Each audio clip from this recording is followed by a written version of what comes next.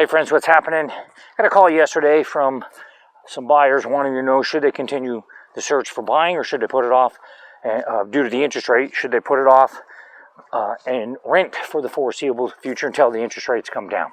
What would I do? What should they do? What's my recommendation for them? And first and foremost, they need to do what is in their best interest financially. And if they're stretching themselves financially to buy a house, then it's not the right time. If they can comfortably buy a house, the right house, this is all predicated on their buying the right house, not some pile of garbage that's got some fancy crap in it that people are sucked into today, i.e. a lot of flippers. If the air conditioning unit's 25 years old, you got a material expense coming soon. If the air conditioning unit's a year old and it needs cosmetics, that's probably potentially a good buy. I digress. Sorry about that. Back to the question, should they wait or should they buy? They, number one, need to do what is in their best interest financially first. Number two, can they buy a home that they would enjoy and save money in the mortgage payment compared to what they're paying in rent?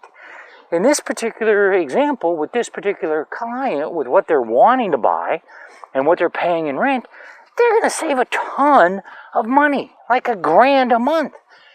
So in my mind, you're putting money into equity. In theory, you're going to have appreciation of the asset over time.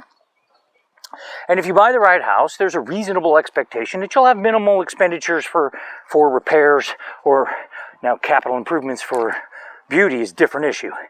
But reasonable expectation you're going to have no material expenses if you buy a quality home with the mechanicals have been updated. So in this case, as I mentioned, they're going to save right around $1,000 a month. In my mind, that's really a potentially buy. That's a potential buy. They should really look hard at buying. If you're saving $50 on rent and what you're going to buy is a house that's going to need tens of thousands of dollars in mechanical replacement, water heater, air conditioning, roof is 12 years old, that's not a good buy. It's financially not in your best interest to buy that, in my opinion. Unless, there's always an unless, it is in some crazy area where gentrification is taking place and there's a high probability that you're going to have a significant return on that investment. However, that's very speculative, and if you're not willing to go to Vegas and go all in on one round of roulette, then you probably shouldn't make that buy. So the gist of the question again is, should a buyer wait for a lower interest rate, or should they move ahead and buy now regardless of interest rate?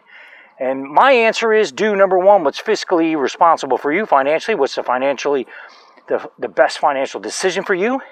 And if you can save significant money on rent and improve your quality of life because you don't have to move every year or 2 years, you don't have to worry about the landlord bumping rent on you, then it is a strong, I would say you should look closely at purchasing.